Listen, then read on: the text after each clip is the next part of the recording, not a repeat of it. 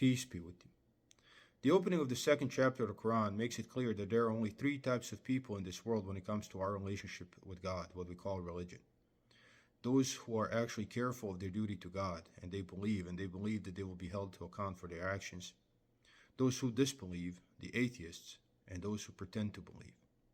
Starting in the second verse, God says, "This book, there is no doubt in it, is a guide for those who are careful of their duty, the muttaqeen, those who believe in the unseen and keep up prayer, and they give out of what we have given them, and those who believe in what has been revealed to you and what has been revealed before you, and they are certain of the hereafter.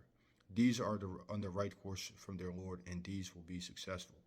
So God gives some qualities of people who are going to be successful right off the bat. And these are the people who are careful of their duty to God.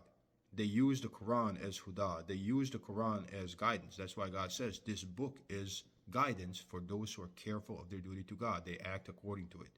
They believe in the unseen and they keep up prayer. They pray.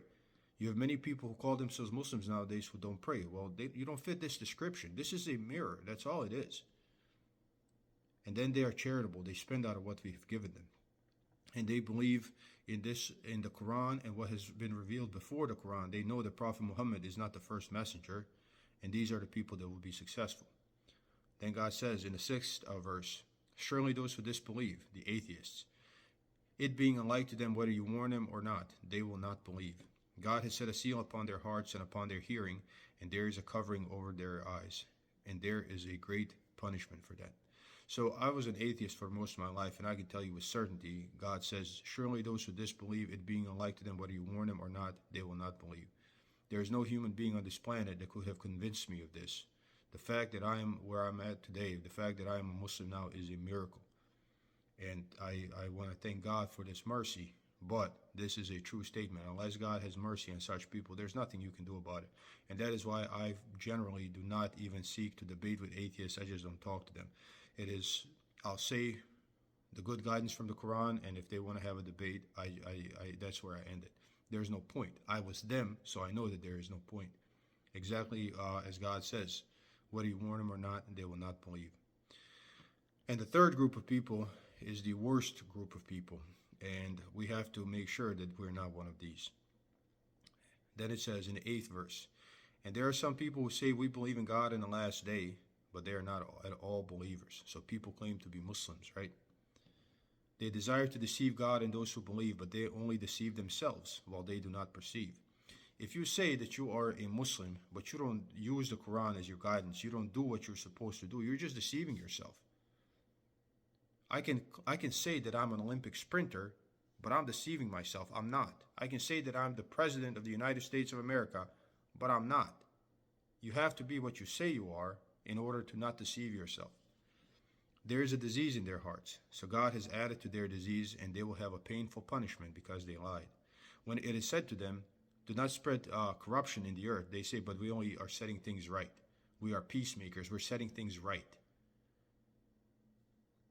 Now surely they themselves are the corrupters, but they do not perceive. So these people think good of themselves. They think that what they are doing is right. And you have a lot of people who consider themselves modern Muslims who always constantly seek to change the rules. Like all of a sudden, fornication is acceptable and this and that. And they think that they are bringing modernity and that their opinions about how life should be are greater than God's commandments, right? Greater than God's opinions how things should be. So they think that they're setting things right by disobeying God in order to follow some sort of a philosophy that has proven to be false over and over and over again, but has been sold to them as enlightenment. And when it is said to them, "Believe as people believe," they will say, "Shall we believe as the fools believe?" Now surely they themselves are the fools, but they do not know. And when they meet those who believe, they say, "We believe." So they claim to be Muslims. And when they are alone with their devils, they say, "Surely we are with you. We were only mocking." God will pay them back their mockery, and he leaves them alone in their disobedience, blindly wandering on. So God just lets them go. It's like, here you go. You think you're the smartest? There you go. "These are they who buy error for the right direction, so their bargain shall bring them no gain, nor are they followers of the right direction. Their example or their parable is like a parable of the one who started a fire. Then when it had illuminated or lit up all around him, God took away their light, left them in utter darkness, so they do not see. Deaf, dumb, and blind. so they will not turn back. It is a tragedy of life to lie to yourself. It is a lot better to be truthful to yourself and say, look, I'm not where I need to be, and then there is a hope for change. But when you lie to yourself and you say, I am where I'm supposed to be, but you're not, then there is no hope for change. It's a delusion. It's a psychiatric illness is what it is. The Quran is a mirror that all of us are expected to look into and find ourselves with sincerity. And when you find yourself with sincerity, you got to see which side you're on. And if you're on the wrong side, you need to fix it. And that is what the Quran says. Peace be with you.